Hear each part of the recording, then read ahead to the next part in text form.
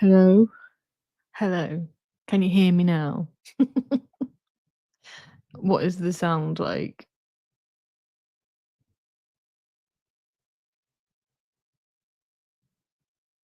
What a nightmare. I can see my little thing bouncing now. No, don't do that. Okay, good. I hope the sound is okay. I'm using a new microphone, hence the issues.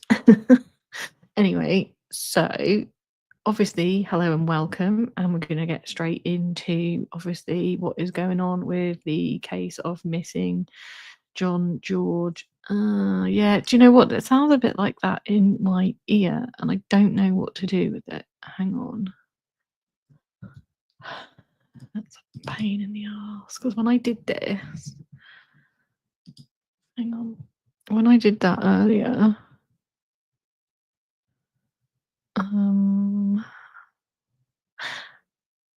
right, let me just change my face. Let me bear with me, guys. Oh, I don't like it. It'll take time. Maybe if I just whisper, it won't echo.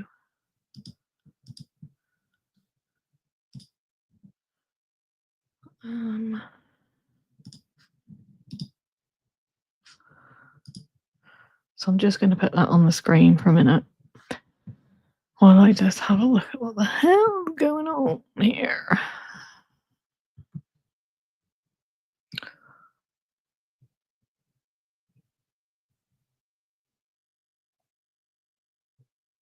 It's a bit better now. Maybe if I sit like far away from it, it'll be better. Hang on. Stick you there and I'll sit here and whisper. I thought I took the echo off, but then it took the sound off.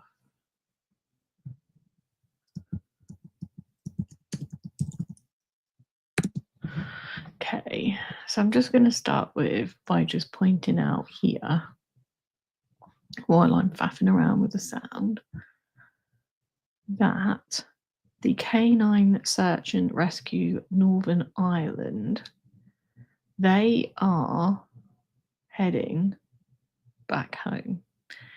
So I just thought I'd share the post that they've written with you guys. It's okay now?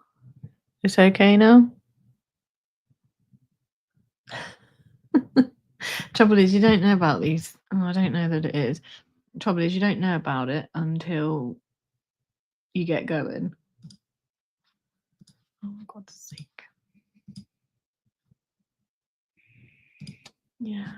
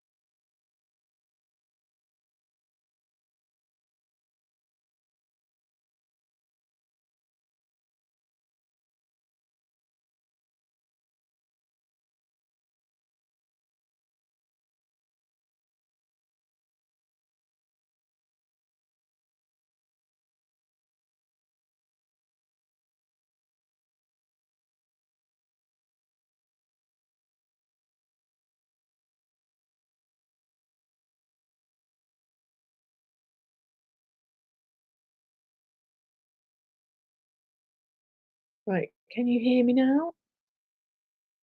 Is that any better? Hopefully you can hear me. I've got a squiggly thing going on my screen. Is it echoey? Is that better?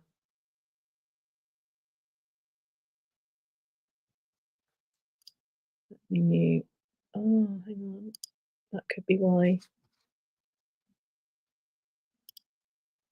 Okay. Okay. The thing with this thing, it was a Christmas present, and the thing with this thing is I don't know. There's a mixing app behind it, and I haven't got a fucking clue. But it sounds weird in my headset compared to the last one. Okay, as long as it's good to you, I'll get used to it. It'll make sense to me soon enough. Anyway, so I was just going through the information on what was going on with the search team. They are going back home, guys. They've been given the runaround. They've been looking in places that they've been given the runaround for. They went specifically to one area. Hi, Nick. To try and locate where John's body that they're looking for could be. They went there and to no avail. They've been given the runaround. But now, of course, like some of these people have had to take time off work, get time off, and now have to go back. So they are going back. So they were only there for a short time, but hopefully they'll be able to get out there again. Anyway, last night I was directed to a podcast, which I'm going to go through with you guys. I'm going to play it, obviously, with copyright and everything else. We have to pause it and give comment, we have to comment and do all of that. But it will be interesting because I actually thought it was a really good podcast. It doesn't divulge names, only the one person who we now know to have come out. And I'm just going to show you who that is, just so you guys know. So the girl is called Madison Allen, and she came out on her TikTok. Let me just find her first. She came out on her TikTok and made herself visible for us all to see. So now she is visible. We can talk about her. The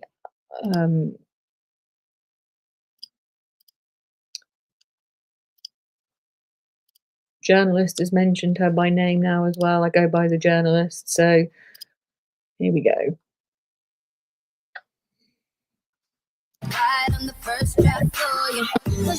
Yeah, we don't want. So coming on to make a wee video because I'm sick. I'm sick and tired of all the rumours. I've been off social media for 2 weeks. While I've been off social media, I have not been hiding or fleeing. I've been where I am right now. I'm sure it's known because it's all over social media. I'm not far away from my house. I'm not far away, so I'm not. So I'm just coming over on here to clear up some rumours that I'm sick of hearing. I'm not running. I'm not fleeing. The place back home has just advised me to stay here until it is safe. I can't go back to Northern Ireland because my whole family is in danger, and even more so me. I have 30 death threats back home, and I'm getting threatened over here too. So the police advised me to stay safe. And while I'm here staying safe, I have told the family every single bit of information they know. So you're only going after my family and after me still because the family have not let you know that all their information that they know has came from me. So just letting you know that they only know what they know because of me. And they've not let you know that the information has came from me. That's fully fine. I understand why. That's fine. It doesn't bother me, but it's bothering me that you're all after my family when I'm helping, and we all are helping, massively helping. The family's just not letting them know that. The place, the British place, they know I'm helping too. They know I'm nothing to do with it. Hence the reason they're keeping everyone safe that I know and everyone around me. But right in this minute in time, no one's safe, especially me, until John's found. So I pray he's found this week. I really do pray he's found this week, so my life can go back to normal and we can go back to our dogs and everything is normal. But the other rumor I want to clear up is my dog's not abandoned at all. Never in my life would I do that. We only moved house for our dogs, 6XL bullies in that apartment you're seeing online, a 2-bedroom apartment with 6 dogs. No. So that new villa you're seeing is where the dogs are with the dog minder. The dog minder unfortunately left at 11 a.m. I have cameras all around the house. I watch. She left at 11 a.m. At 11:44, they came around, smashed my whole house up, and the dogs got out. The dogs are now in safe hands because the police have been looking after them, and the police have been chasing them about the place because you have let them out. You let them out, so that it. My dog, all the dogs were going to be killed yesterday by 1 o'clock if I did not give away information. But if I knew where John was, I could make this family at peace. I could put this family in place. And I could also have my family get their own life back and be able to stay in their own houses. And I can also have my life back and go back around to my house and back around to my dogs. But I don't know that information. And Billy, everyone else in the family, all know the information I know. So they're keeping it from you, obviously, because it is their family member. And the information will be put out there when they feel like it. I asked them if they wanted me to tell the Spanish police what I told them, and they said yes. So the Spanish police were wrong, and I'm also waiting on them ringing me back just to ask more. They don't want to meet up with me because they know that I'm in this safe place staying here until John is found. No dogs are abandoned. No one's fleeing the country. That's it. Hopefully John is found this week. Please say a prayer for his family. That's all. But at this minute in time, I'm trying to protect myself from everybody out there and my family back home, and the police are protecting them from all using on social media, not believing me and not believing the family. So that's it. That's all I've got to say. No dogs are abandoned. No one's fleeing Spain, and everyone is only here to help. That's it.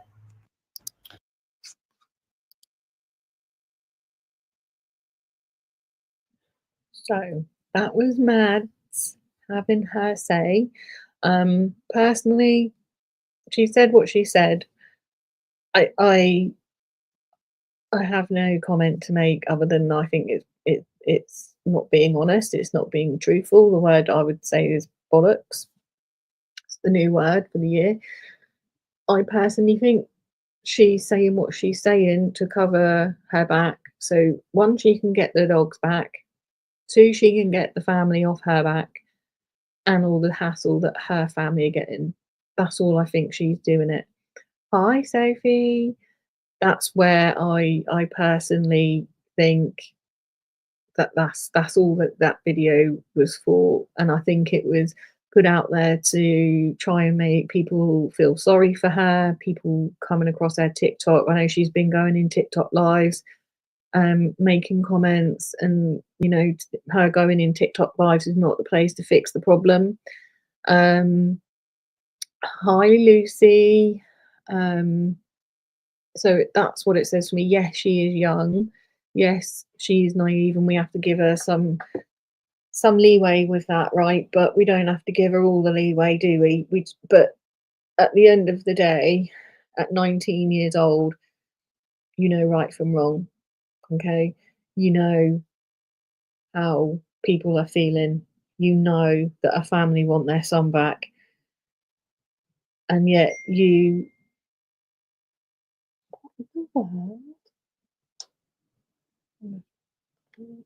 Hang on, guys. Why is this bloody thing pinging? Right, one phone is on silent. They're both on silent. It is now.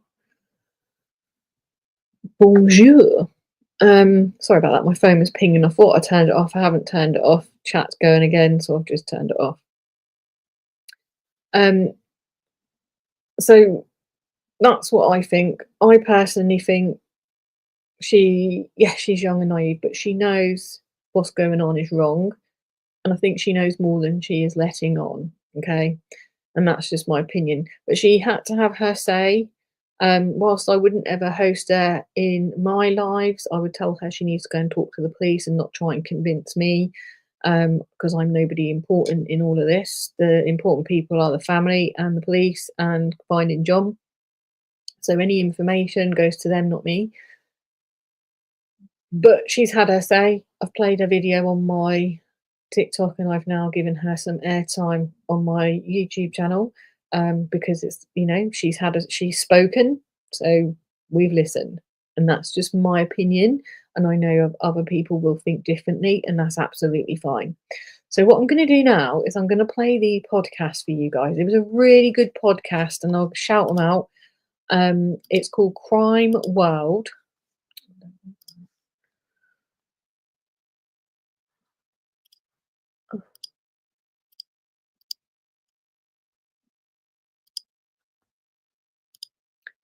Obviously, I will have to pause and give commentary through what I'm doing, just because of copyright and stuff. And I think it's good they talk about this without name dropping. Obviously, they talk about Madison in this, because she's now come forward, but they talk about it as they should do, quite professionally, and it's really good. It's called The Secrets of the Costa Blanca, the Murder of John George. So we do believe, or the family believe, that John has been murdered, and they are ultimately looking for his body. So I'm going to press play, and we're going to watch this together. Is Double Cross, the murder of Robbie Lawler. It was going to be an all-out war with him in the middle of it. A Crime World special investigation podcast based on my new book, Web of Betrayal, wherever you get your podcasts. Alison, thanks very much for coming on. We haven't spoken in a while, but our New Year's resolutions, well, mine anyway, speak to you a bit more often. So this is an incredible story that sort of, followed over Christmas and into the new year. The disappearance, as it is, of John George. And I think the most recent development is that the Spanish police have launched a murder investigation.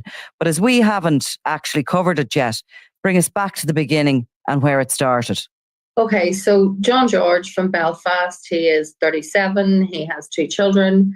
He travelled to Spain, to the Alicante region of Spain, in and around the second week of December.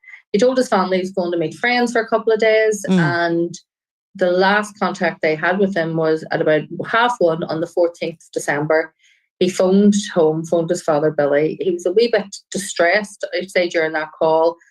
Billy said to him, get on a plane and get yourself home. The people you're with are not your friends. Just get home. He was booked on to an EasyJet flight on December the 18th from Alicante to Belfast International, and he never boarded that flight. Now, a lot of people would say, well, Alicante could have been in Benidorm, he could have been somewhere, on the piss somewhere. Billy George tells me that he was someone who would have phoned him 68 times a day. He actually was a nuisance. He phoned that much. And so immediately, within a day, they started thinking there was something weird, that he hadn't called them back. He wasn't answering his phone. And people thought maybe he just lost his phone. That would be fine. But when he didn't get on the plane on the 18th, they started to worry. At the first, they started just putting stuff on Facebook and whatever, saying, if anyone's seen him in and around this area. They tried to contact the person who he said he was going to meet on holiday, and they had shut down all of their social media.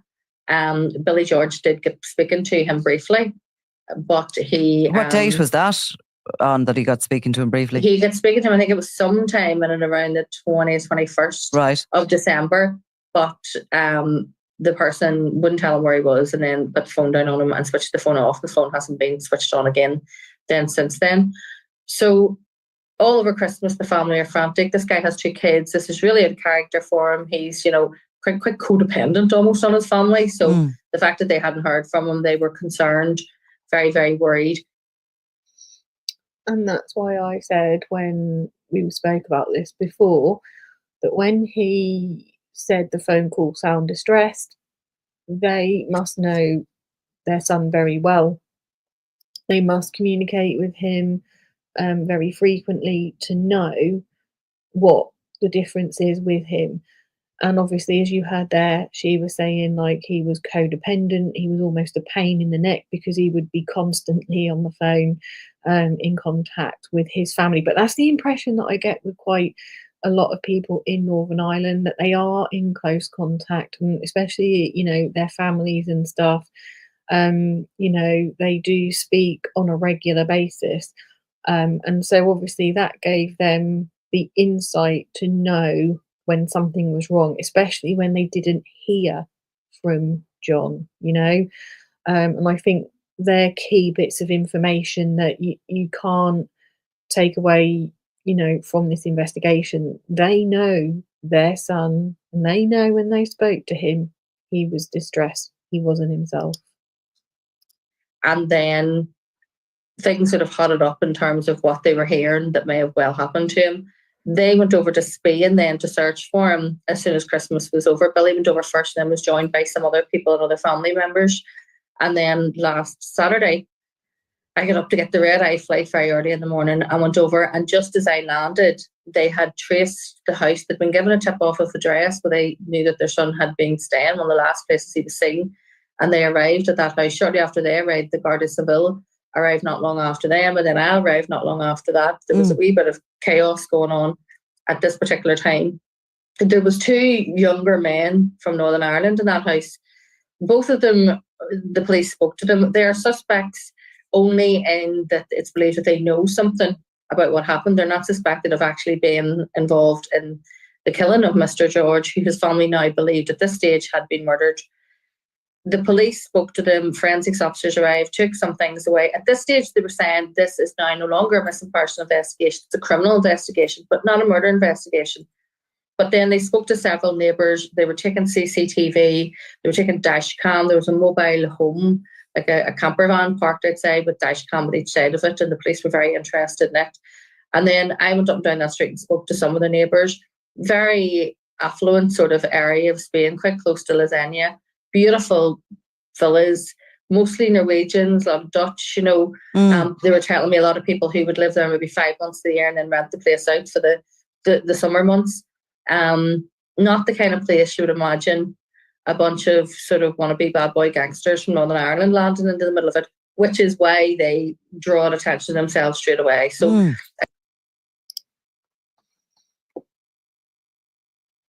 they drew attention to themselves straight away, but nobody reported anything.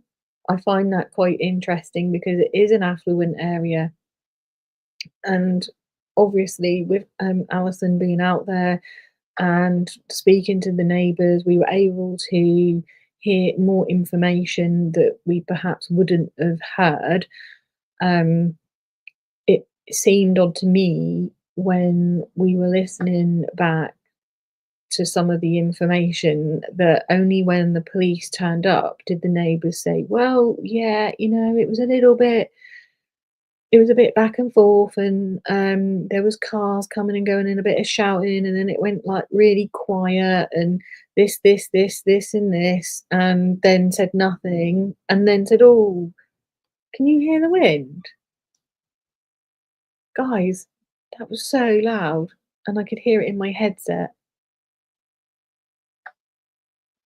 This is supposed to be cancelling the noise. But it probably does, and I haven't worked it out yet. Anyway, so I just found that really weird. And then they offered CCTV, and it's like, well, I'm not being funny. If you had CCTV, I'm pretty sure if I came from that area that I probably would have looked at it after hearing strange goings on. Now, maybe they didn't look until the police turned up, and then they just went, oh, here's some CCTV, and they haven't actually seen what's on it. Who knows? But it seems odd to me that they're in this affluent area, and then they've not actually, do you know what I mean? They've not actually done anything until the police turned up, and yet they noticed something immediately was very, very strange. And we also then got more information on the other two who they say they think know more of what's gone on, but they're not implicated in what's gone on. So she's basically telling us that they are not in any trouble. They're not believed to be part of the unaliving of John, but they do know information, which is probably, well, it explains why they were not arrested.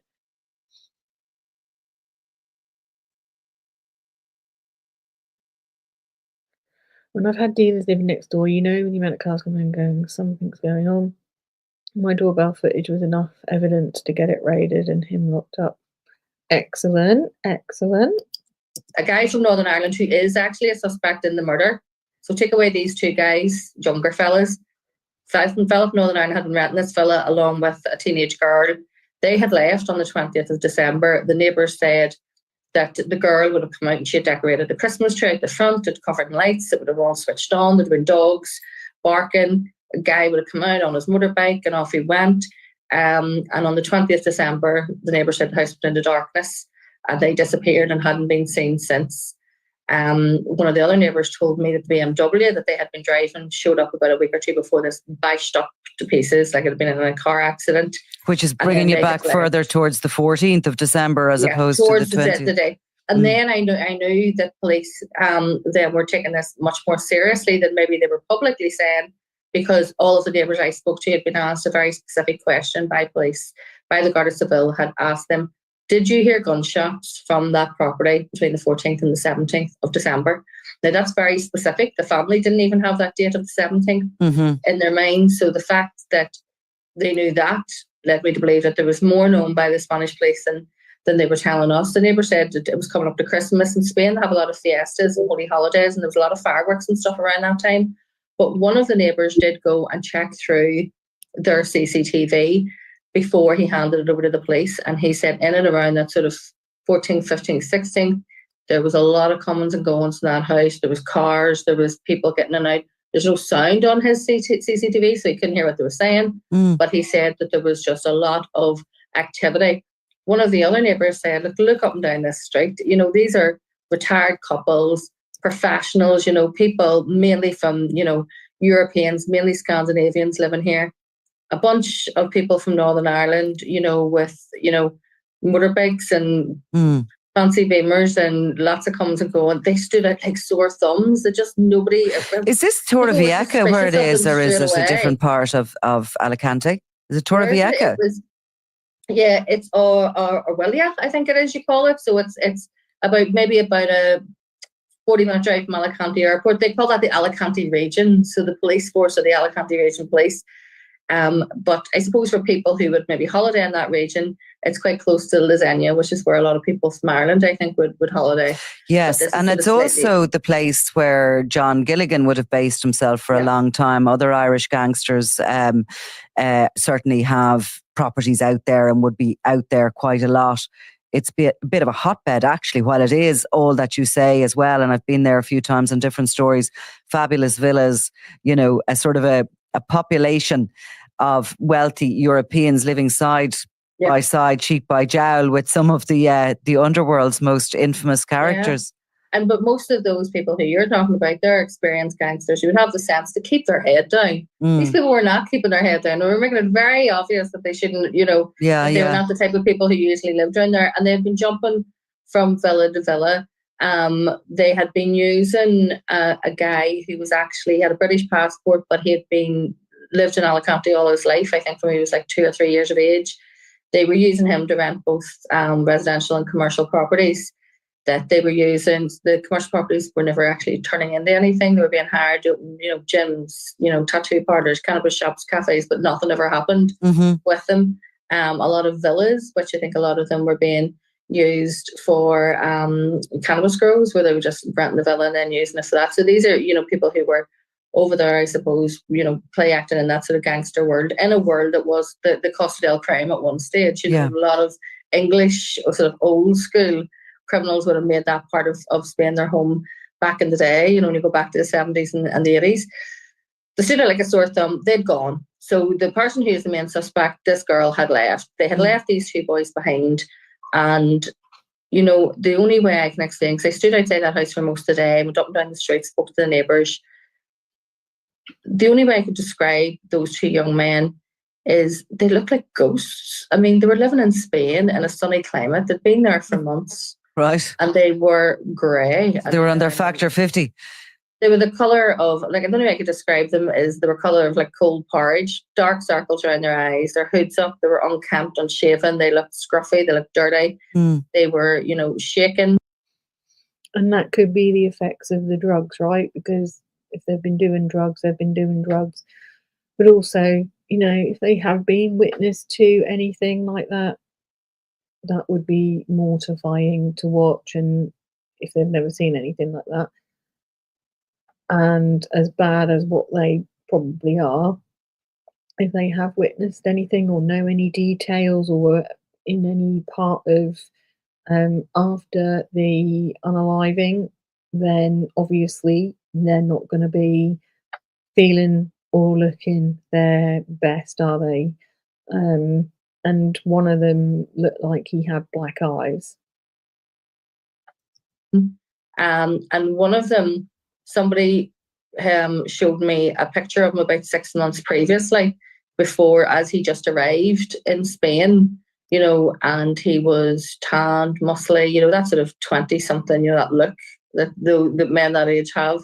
And to go from that to that in 6 months, you know, that was probably the bit that I thought, my goodness, there's people on social media portraying this as something, and when these people arrive, it's something very, very different. But that guy's missing. John George is missing. Enter into it a host of misinformation and disinformation that was being passed. So there is a video of John George where he basically looks like he's very deeply intoxicated when he arrived in Spain, and he's messing around saying, oh, I'm with the Russian mafia, with the Kinahans, I mean, I've actually had this conversation where I don't know how many other people, because you and I both work in crime reporting and we know, but maybe other people who work in other aspects of reporting don't know. Anything that happens now that has even remotely got anything to do with drugs or any kind of drug-related violence, the first thing people say is, I heard it was the Kinahans. And 99 times out of 100, it has got nothing to do with the Kinahans. It also hadn't got anything to do with Russians. So there's a video of John George, and in this you can see he looks a bit out of it. He's waffling on, going on about Russian mafia and all sorts of things.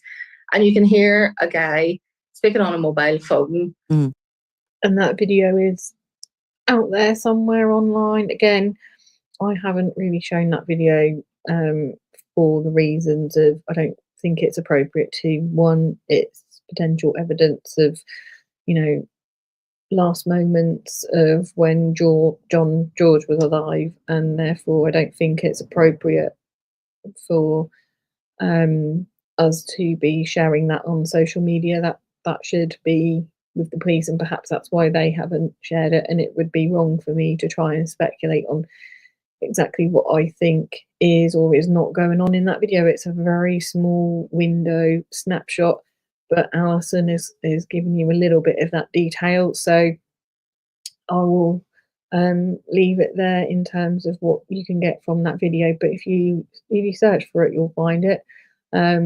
But from my point of view, for the purposes of protecting an ongoing investigation, that's not a video that I would share. In a foreign language. And so originally it was like, oh, he was with people from the Russian mafia. So I would have quite a lot of friends in that region of Spain where I'd be back and forth with her quite a lot of times. And one of them owns a lot of businesses, and I know she employs Russians and Ukrainians in that business. So I had sent it to her and said, could you get one of the girls to listen to this and tell me what language they're speaking, and is it Russian? And she came back and said, no, it's not Russian, it's not Ukrainian. She thinks it sounds Romanian. So then I had sent it to Romanians who I know who live in Belfast. They listened to it and said, that's not Romanian. It's also not Albanian, because Albanian and Romanian are quite similar, and I understand some words of Albanian. I can't speak it, but I would know that it was Albanian. So it's neither Romanian, it's not Albanian, it's not Romani either, which is obviously a different dialect. So it turns out it was actually a guy from Czechoslovakian. So enter into this another character who is a guy from the Czech Republic, who is a key suspect in this. in terms So of he's in the disappearance background. of John George. He's in the background as John George is messing about on this video. Wasn't and on clearly, his phone, and yeah. you can hear him speaking Yeah. in a language which we then established is was Czechoslovakian. Czechoslovakian. So you know that video was taken when he arrives in around Yeah. sort of the 14th. The last phone call he has with his father, he's sounding a bit distressed, is the 14th of December. And the police in Spain appear to be now homing in on the 14th to the 6th, 17th. The 17th, yeah. So something has happened within that house, within that property, where neighbours have said they've seen all these cars and bikes and activities going on. And the question has been asked, did anyone hear gunshots? So we can kind of see where this is going. But the Spanish police seem to be fairly slow in launching an actual murder inquiry. I mean, we're well into the new year now, and they have only just done so. And that is my question. Why are we not at a point where this is a murder investigation? Yeah, they said it was a criminal investigation, but they've also kind of said that, they believe that John George was shot possibly between the 14th and 17th of December. So if they believe that he was shot, why is this not a murder investigation and this is still a missing persons investigation? That is what blows my mind at the moment, because police are acknowledging that there was an area that was a crime scene, that they could go fill your boots, go search. Bearing in mind, family and friends and people volunteering, they're not experts in forensics and keeping the scene preserved. They're just looking for their loved one, obviously, but no help from the police. I don't get it. I actually do not get it. Yeah, so while I was there, Billy George had a meeting with the Spanish police, with detectives. He had asked could he come in and speak to them. So I actually drove him down to that meeting, and he had said, look, will you come in and sit in this meeting with me? Which I was prepared to do, but then the police officer there actually said, could you have passports before I start speaking to you so we know who you are? And I gave him my passport, and he put my name in the computer and said, you're a journalist, you need to go, or we're going to stop this meeting. And I said, look, please don't stop the meeting. This man is desperate for information about his son. I will get up and walk outside and wait outside. He had asked me would I come with him, which I was happy to do, but I'm also happy to leave. I don't know whether I'd be scared or impressed that he put my name in a computer in Spain and it came up that I was a journalist. I don't know what kind of file exists on me in the Alicante region of Spain, but clearly there's something. Because then I had to stand outside for an hour and a half waiting while this meeting went on. Yeah, that's a concern, isn't it? How do they know everything about this woman when she just literally turned up and they've got her on the system as a journalist? Like, what the hell? Billy came out of the meeting and he wasn't happy about what had been said. He says that they weren't giving him very much information, but I just think that's what way they operate there. It's a very different judicial system. It's a very different justice system. They're not stupid. They're not naive. These are very, very experienced officers who, as you said, there's been a lot of gang crime on that part of Spain for years, for decades going back. This isn't their first rodeo, so to speak. They've seen all this before. But they're not for sharing information the way maybe you would have like a liaison officer here who would work with families and keep them up to date about people who were arrested and things like that. That's not going to happen in Spain. You're not going to get any of that. So while it would be, if it was someone belonging to you, you would be frustrated at the speed at which it's moving. I have the impression that the Spanish police know more than they're letting on and that they're working towards it. I do think that in Spain, you have to have quite a considerable amount of the case already done before you arrest the suspect. It's not like here you can arrest people several times and let them out and arrest them several times. So I do think there's an element of that going on. And that actually kind of makes sense, right? That they probably do know more than they are letting on, and they're probably further in the investigation than they're going to let on. We're not privy to everything, and that is one of the issues with the Spanish police that we know from when we had been listening to the Jay Slater case, right? The Spanish police were not willing to give any information out at all. They gave very little to the actual family, who obviously then probably felt, well, things aren't getting done. The family here probably think the things aren't getting done, and actually they're working diligently on the actual investigation, but they're just not being very forthcoming with the help and assistance. And then they're now saying that there's an area that they do not want any of the search and rescue guys looking. Why? Because if they're not looking there, why can't the family and why can't the search and rescue? It doesn't make no sense. Make it make sense. They either want to help them, so send some bodies out there and get your dogs out there and your drones and your teams and assist, but don't not send anyone out there and then expect everybody else to not do anything. They want their son back, and if you're not going to look, they're going to look, and so are the people that are there to help them look. Meantime, the family were having to be, I suppose, detectives themselves. I remember, man, I didn't know these people till last week. I'd never met them, never spoke to them. You know, I arrived and found. And can I also say too, because I noticed a lot of people on social media making comments about, well, what was he doing with them and what was he doing there?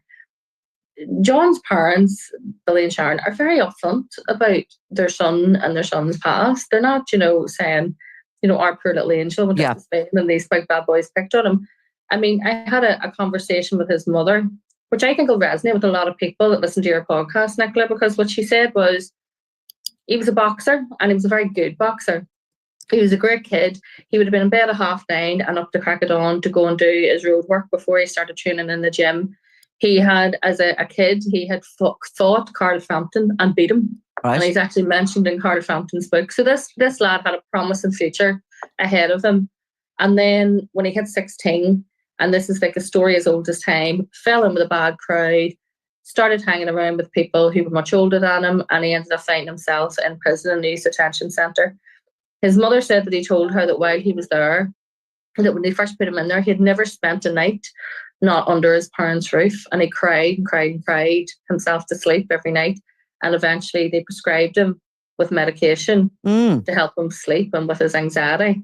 And he became addicted to that and then started buying prescription medication off other prisoners. And by the time he emerged from prison, he was addicted to those type of prescription drugs. And he had also made himself a whole load of new friends who he had met in prison, who were actual criminals. And that is, you know, I visit prisons quite a lot. I was actually up in Highbank a few weeks before Christmas.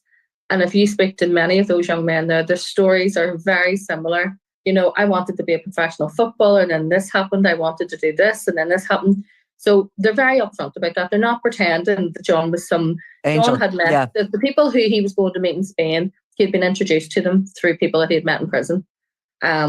So he's somebody who's made bad decisions, and the family are openly saying that. But they obviously had a real closeness, that he was ringing his father so often that they were able to recognize the distress in his voice around the 14th, and that they became so worried so quickly when they didn't hear from him. So it's obviously a very close family too. So he sounds to me as if he was someone who was very naive, very easily led. You know, if you told him, oh, we're going to do this and there's big money in this and we'll make a fortune, he'd have been the first away out the door to do it, regardless. And I think it's really important that they've shared this information about John's background. You know, the family are not hiding the fact that this has gone on. Bloody hell, the wind. They're not hiding the fact that he has a past. He has a past, they acknowledge that, but it's sad to hear how he actually got to where he got to. And it actually makes me actually quite sad to hear his backstory, to how he's ended up, because if you look at him, I know pictures are just pictures and we don't know him from Adam, but he has a smile that would make you feel very comfortable being in his presence. You know, he's got his children, and you can tell his family love him despite some of the stuff that he has gotten himself involved in. And like she said there, he'd do anything for anyone. He'd try and help anyone. And sometimes when you need money, food on the table, things for your children, you'll do anything. And sometimes that leads you down dark roads. Because of the consequences. He sounds like, someone who had been, and this is, I suppose, the story behind the story. The person who from Northern Ireland, who's the main suspect, has deleted all their social media. Prior to them deleting their social media, it was like the Instagram lifestyles of the rich and famous. He was posting pictures of jet skis and Harley Davidson motorbikes and beautiful villas that are worth, 1-2 million euro. Posting pictures at really high-end restaurants, the clinking of glasses, the whole thing, and painting a picture of, look, this is the life I'm living out here. I'm the big bad boy gangster opening all these businesses. Look at me. And then young men were being sent for from Northern Ireland who were coming out to join him. And they were to be, whatever they were to be, his runners would to mind these properties that he was renting, to do whatever it was he was bringing them out to do, clearly with the lure and the promise of a flashy lifestyle. And then I seen two of those young men stand in the garden of that house, and they looked like ghosts. They looked like shadows, shells of human beings. So there's a story, I think, behind the story as well. John George has arrived out there for a few days. Whatever's happened, and we don't know, but we do know that there's two suspects. His family know that he's dead. Both of these suspects have been in touch, one directly and the other one indirectly. And I'll tell you a bit about that because I just find that very cruel intervention. So the guy from Czech Republic has spoke to the family, and he's blaming the other person. He's saying the other person killed your son. I don't know where your son's body is, but it might be here, or it might be there, or it might be, and he's sending them on wild goose chases. The other person is, all communication has been shut off, but through two women, one younger woman and one older woman, he was sending messages back to the family saying exactly the same thing. Your son's dead. I didn't kill him. That guy from Czech Republic killed him. Ask him where his body is. I don't know where his body is. He killed him. I wasn't there. I know nothing about it. And then they're sending a lot of misinformation, we were stopped by the police, such and such, and I didn't see him after that. And the police are going, nonsense, never happened. Or no, we were stopped by a different police. It was the Mercia police. Ask them. They're saying nonsense, none of this ever happened. So there's a lot of misinformation sent the family on wild goose chases. Yeah, and we've seen that, haven't we, guys? They've had hope.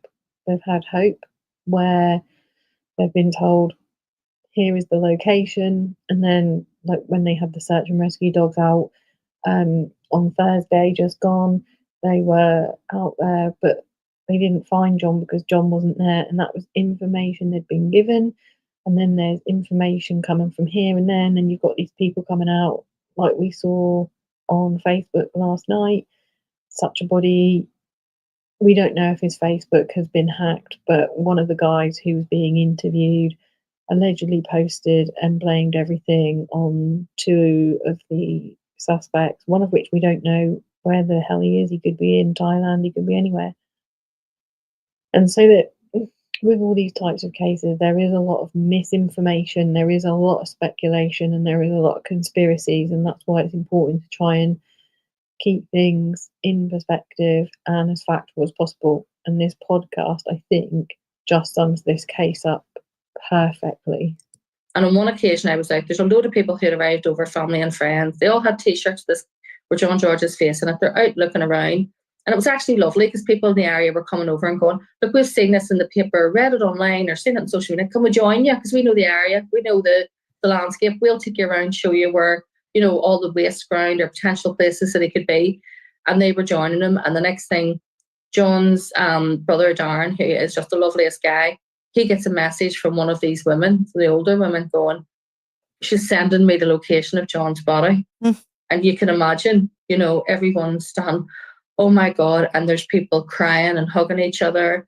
And this is it. Thank God we'll get to bring him home. They were saying, we'll ring Kevin Bell, the Kevin Bell Trust. They were literally ready to phone Kevin Bell Trust to try and get his body sent home. This is where it is. And the next thing, the message comes through, and Darren says to me, Allison, where is that? And he shows me the phone. And it was a map with a circle drawn around about a 60, 70 square mile radius right from the coast going right up into the inland. And how cruel was that? How fucking cruel was that? A 60 square mile of where John could be. And that's even as if that is where John is. That was absolutely cruel. Like you just heard there, we didn't know that bit of information, but they'd been in contact with Kevin Bell, who helps with repatriation and stuff, and they were getting ready. Like they thought they were going to be bringing him home, and they weren't. They'd been given the runaround again. I said, Darren, that's nowhere. That's like, what I actually said to you at the time was, that's like me saying to you, your brother's body's somewhere between Belfast and Newry. It could be anywhere there, but it's actually longer. It's actually Dundalk. It would be like me saying there's a body and it's somewhere between Belfast and Dundalk. Either way side, couldn't tell you where, go and find it. I mean, it was just, I thought it was a nasty thing to do on someone, you know, and these people they thought that was it. Yeah. Oh, that's it. We're going to get him. We'll get him home. We'll get out of here. We'll get out of Spain. We'll go home. We'll give him a decent burial. At least his mother would have somewhere to put flowers. And it was just nonsense. And the person They're totally frantic, would be intelligent enough to know that it was nonsense. Thing is, if they disposed of his remains, if he is indeed dead, they know exactly what they've done with him. They didn't need to give them a 60 square mile radius. They could have just give him a location very close to nearby. He's already obviously not in the country, allegedly. So what is the deal with giving them the location? The only thing that comes to my mind is no body, no crime. And that's what they're probably thinking. There's no body, there's no crime, therefore nothing to see here. Or when they do find the body will tell the story of what's happened, if there is a body, because obviously this is all alleged. And obviously in those situations, that could be why they're withholding. So that either when they do find the body's so decomposed, it doesn't really tell much of a story, or they don't have a body and therefore they probably think, well, they don't have a body, they can't get hold of us and, put us away. And that was probably one of the things I was there that I thought, these people and their associates and everyone with them, they're just toying with this family and they're toying with their So tell me this, go back to the house. Was the house, did the police move in, and was that house at one point or at any point that you know of been a crime scene? So it was that day, it definitely was, because the forensics officer... That day being what date? That was on Saturday, which I think was the 29th of December. So when I was there, police showed up, uniformed police showed up then, forensics officers showed up. They held the two young men. Now, we were later told that one of those young men both those young men were on police bail. Someone said, well, then why didn't they take their passports? Because I ended up on the same flight as one of them on the way home. But yeah, right. But they could have taken their passport because, as people listening to this may or may not know, in Northern Ireland we have a right to dual citizenship because of the Good Friday Agreement. So I could have a British or an Irish passport or both, and just a lot of people have both. Then if they lost one, they have another one. So they may well have done that. But the thing is that they may have information that have been helpful to the family, but they're pretty inconsequential, I think, when it comes to the actual murder and disappearance. At which point there are two men and potentially one woman who may have been involved in helping or assisting in some way, and that is as far as I can see. And they have been told, they have managed to rule out themselves, probably through their own detective work, that there is no Russian mafia, there's no Albanian gangsters. At one stage, some random Scouser was being thrown into the mix, some Scouse gangster. It might have been him, the Kinahans, friggin' everybody you can think of. All of this is ruled out. What happened was closer to home, and it was people who were known to John George. And really, at this point, the family are saying, we don't even care at this point. So this is probably some sort of a chaotic fight, some sort of perhaps a drug-fueled row has broken out within this home. But unfortunately... The use of a weapon, I think, elevates that. Usually if you have a row, someone gets battered or, didn't mean to do that, or... But there's been some reports, obviously, of gunshots, and clearly he's been taken somewhere. But as the days go on, as is the case in a lot of, missing people, or when a murder investigation isn't started quick enough, there has been presumably a loss of evidence there, and the chances of finding him and discovering a significant loss of evidence. The people if you look at today's Belfast Telegraph, there's a young woman called Madison Allen who had been living in that house. She is an OnlyFans creator who had been living there She says, I didn't leave that house because anything happened to John George, and I left because I have 6XL bullies and it was too small for them and I needed to move to a bigger place. I don't know Bollocks. who has 6XL bullies. I don't, that even, it gives me a headache even thinking about it. And where did she make this video? She put this video on TikTok 2 days ago. From Spain. Yeah, and she had been, which is why I'm able to say her name, because she named herself as being, and claiming that she knew nothing about this, that she now thinks she's under threat, that she's not telling anyone where she's living because she's afraid that she's under threat, that her dogs, she mentions her dogs more than she mentions John George in this video. Right. But she said she's been helping the family. Well, I have seen the communication between her and the family, and it was less than helpful in terms of what information was saying. But what we are saying is the picture that I've told you already. They're just all blaming each other. Everyone's blaming each other. And in the meantime, you know, K9 Search and Rescue, who are a rescue service from Northern Ireland, they went over on New Year's Day with 2 dogs, and they're trying to look. But there's no point in looking unless you have a general location. And they keep getting told locations where he may be, and he's just not there. And until someone within this group breaks rank and says he's in this area or that area, so that they can actually get either Spanish sniffer dogs or the dogs that are there, the cadaver dogs that are there at the minute, to find him.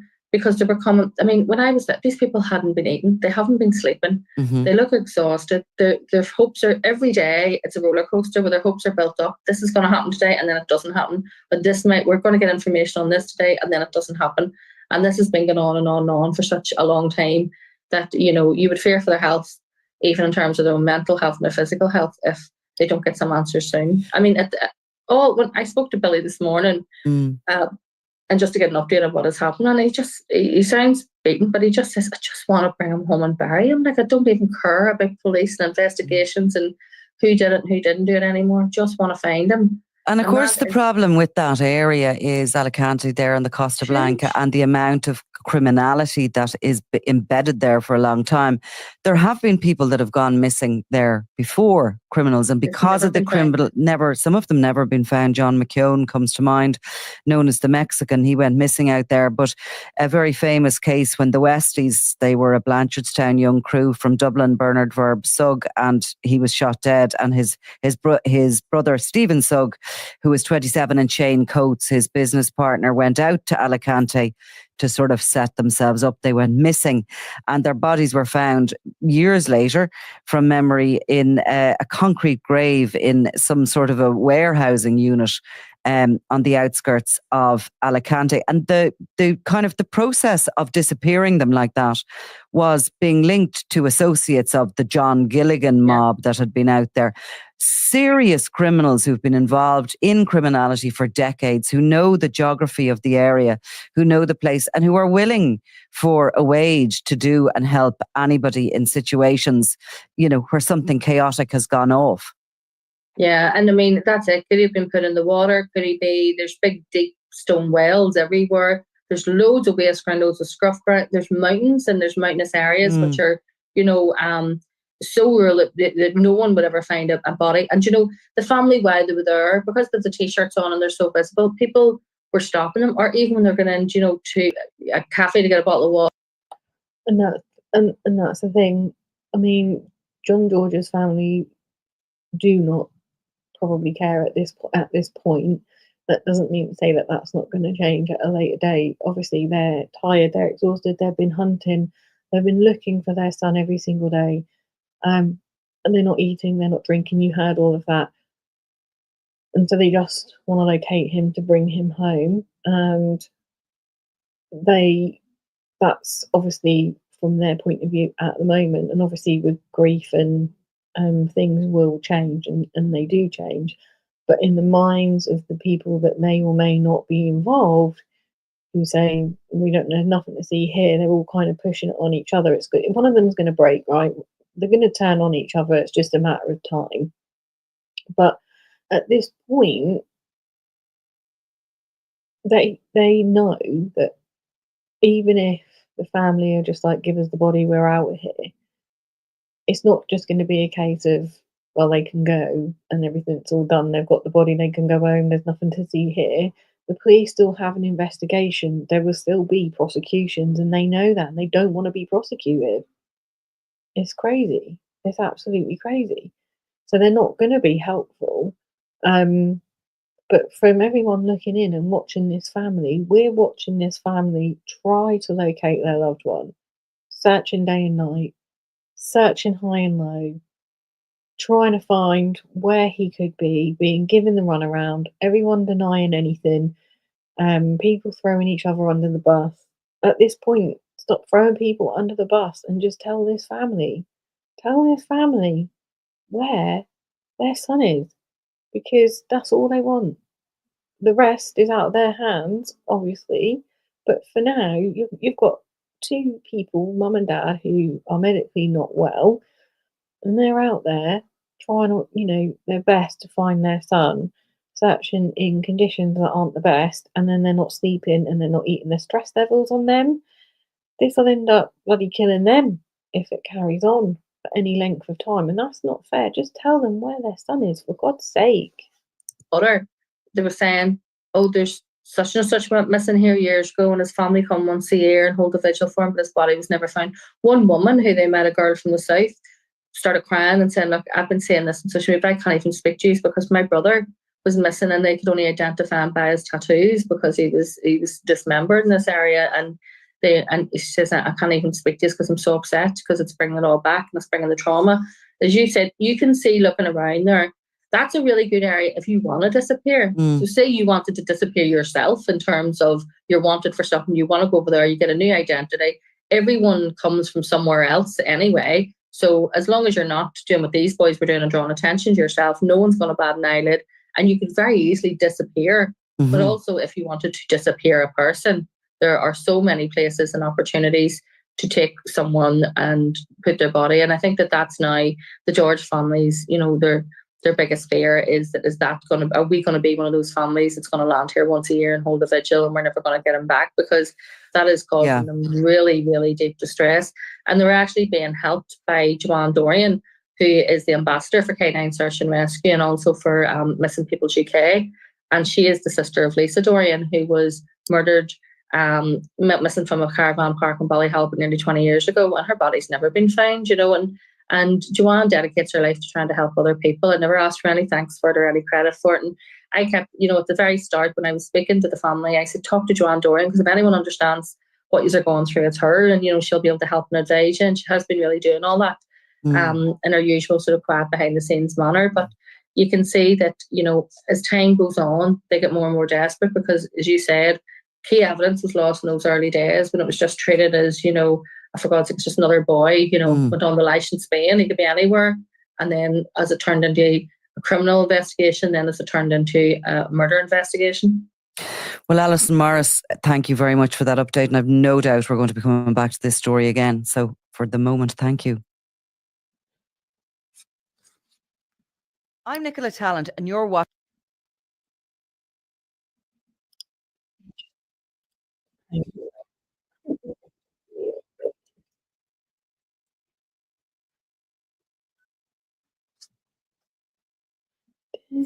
Yeah, got it. I just kind of wanted to show you a couple of videos last night.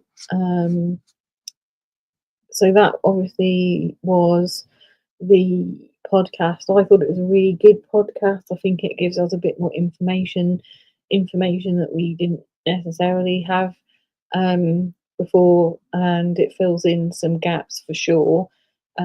The ones that watched it with me on TikTok last night thought it was good as well, and I think Allison does a good way of relaying the information, having been out there with them, and filling in the gaps, and having been in the meeting with the police officer as well. So obviously you can go and rewatch that. It's called Crime World. It'll come up straight away if you search for it in here. It's, do share it around as well with people so that they can see it, because it does offer a really good insight into everything. Okay, let's just go over to TikTok. Let's just have a little look at what went down last night. It's only 3 snapshots, but here we are. Bring God home! Bring God home! Bring God home! Bring God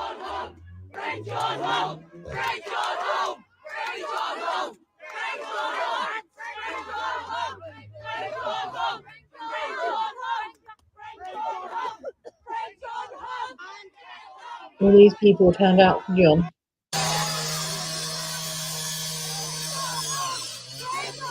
That could be why the police came.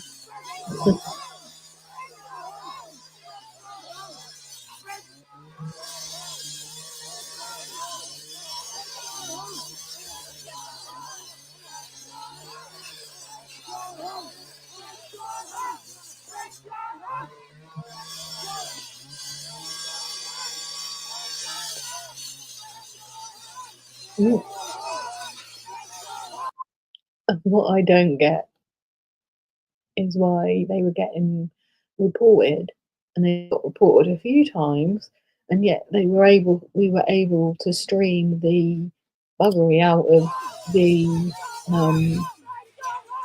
riots. I'm just to kind of end the live. I'm going to play this video again with John's dad. Still no joy. Still no joy for John. Just, where do you fucking start here? This is just, it's going on too long. Somebody knows, somebody has to have a conscience. Look at them two wee boys' eyes. Last night. Please, I beg you from the bottom of my heart, just give me a back. And we're out of here. Look at this status, please. Look at this. What the fuck do you start here? Still no joy.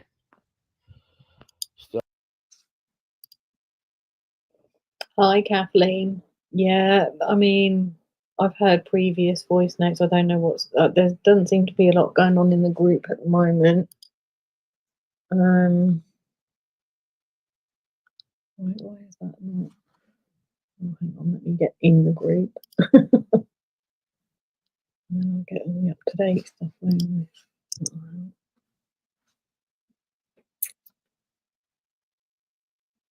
Okay. Maybe take the dog to see the water in Torremendo near San Miguel towards Murcia. Yeah, I read someone they stopped there. They were stopped there by the police. Thinking of John and his family. Bring John home, host. Hope this nightmare comes to an end very soon. It's like every day. It's like, oh, I hope today is the day.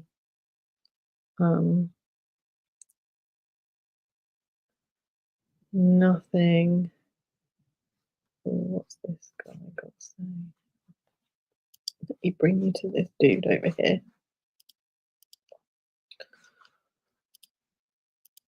Let's go in the group.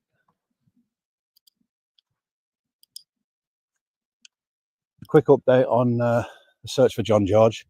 Myself and my wife have spent a few hours this afternoon with John's dad Billy and his mum Sharon and his sister Courtney and several other family members. We all just sat down, had a bite to eat and a coffee, and all just sort of touch base with all the different information that we've all had. We're all getting different information. A lot of it obviously is not panning out to anything, but a lot of it is very similar. So there is good information coming in, and we just want to beg you all to just keep that information coming in, no matter how small and trivial you think it may be. Keep sending that information in. You can either send it on the Let's Find John page on Facebook. You can send it on my TikTok on here. You can send it privately to Billy, John's dad, or his brother Darren, his sister Courtney. They're all over the internet. Just any messages you've got, any information you've got, send it. As for all you people just sending in your vicious comments, you know, we're not even going to give you the time of day, but good luck to you. You know, I always say, if you've got nothing nice to say, though, don't say anything at all. We're out here searching. This is the kind of places we're searching. You know, miles and miles and miles and miles of just barren land. And this is what we're doing day in, day out to search for John. And we're not going to stop. We're not going to stop. The family's not going to stop, because we will find John, but we'll find him a lot quicker if the people involved will just do the decent thing and give us information we need. We just need to know where John is. Hey, Elizabeth. Where the last person he was, where the last place he was seen, sorry. We can't just keep wandering around aimlessly. It's cruel on the family. It's not nice. You know, sitting with Billy today and sitting with Sharon, they're broken. They're so tired. They're exhausted physically, but more so mentally, not knowing where their son is. It's an absolutely shocking situation. But as you can see, these are the places I'm going into now. We're all spread out wide. We're all searching. And we're all trying to make as much noise as we can on social media. And we can do that even more so with your help. If you could also go onto my YouTube channel, which is linked on here. There's videos on there. Any comments, anything you've got, send it on there. Share any videos, mine, anybody else's. Share them far and wide. The more eyes and ears we get on this, and I keep saying this, the more eyes and ears we get on this situation for John, the quicker John's going to get found. Again, we're still not getting enough help from the police, and we should be, but for some reason we're not. We don't know why, but we need all the help we can get. We're getting a lot of people messaging to help, ex-professionals who worked in search and rescue, work for the police in the UK, people with information and different skills to what any of us have got, who can help us in the search for John. You know, we're not professional people, we're just family people, normal everyday people going about our lives, you know, and we're searching for somebody and we don't really know where to start. So we're literally just searching every bit of waste ground that we can possibly find. I mean, you can see now I'm going to go up that hill, so that's why I'm absolutely blowing out my backside. And we're not going to stop. Like I say, we're not going to stop searching for John, no matter how long it takes. So please, guys, share this video far and wide. Share any video regarding John George far and wide. We need to get him found, and we need to get him found quickly. It's now 3 weeks, and the toll that it's taken on this family, I can assure you firsthand, it's absolutely torture for them. Try and put yourself in the position where you're looking and searching for a loved one, not knowing where they are, where they were last seen, who's taken them, who he was with, not getting the answers, but knowing that the people who are involved are out there and they know. It's heartbreaking. It's such a traumatic experience for the family. It's horrendous. So please, guys, share every video you can, every information you can. Share it to every single social media platform, and let's get John George found. Thank you.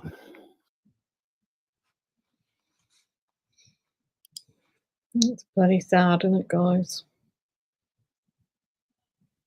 And that's the same guy. So that's the John George group anyway. It's got 50k members in it now. God, my son is so loud.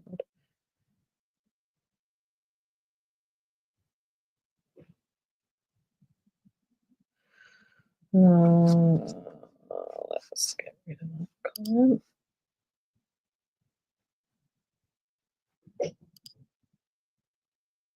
Comment is not helpful here. So guys, that is a lot of information for today. Definitely the podcast is brilliant. I really enjoyed that podcast. I think it's given us a lot more information. It's filled in some gaps that perhaps may needed to have been filled. It's given us a bit of an insight into John, a little bit of his back history. Like we said, no one's hiding the fact that he was no angel. But at the end of the day, we just got to keep John in our thoughts, keep the content coming. you know, sharing the information. It's all going, you know, that's all we can do, obviously, this end. And those that are able to are going out there. There's more and more people looking to help with the search and support and do everything that they can on the physical side of things. But like you said, they're looking blind, like, because they're just getting information and being given the runaround, aren't they? Like, this, like, crazy. They are searching blind. It is a needle in a haystack. It is just it is just a needle in a haystack, and it's like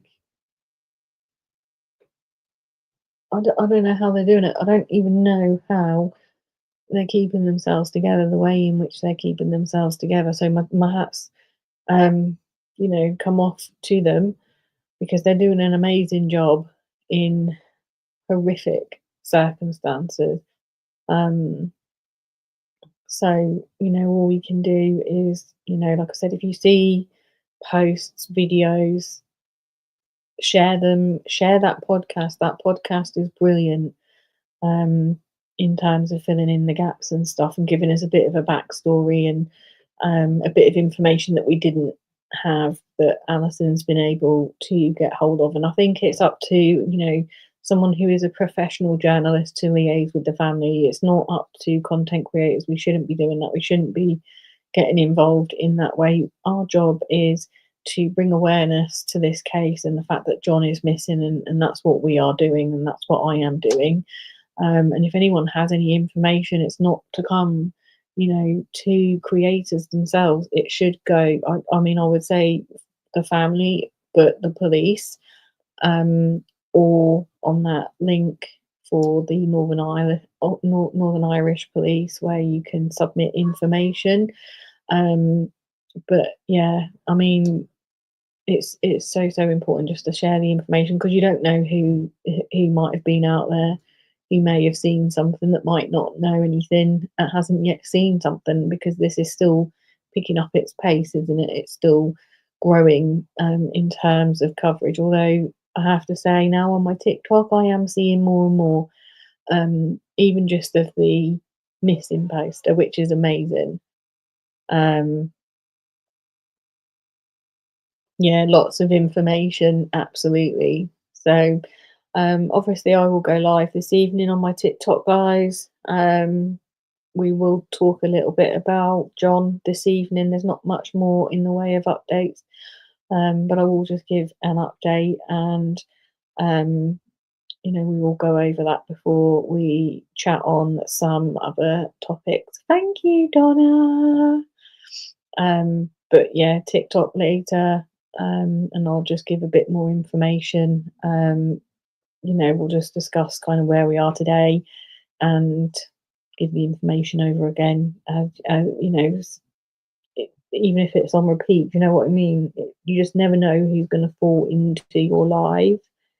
And then we'll go from there, and we'll see where we are going. And obviously, we have Gypsy's Book of Bollocks to continue with.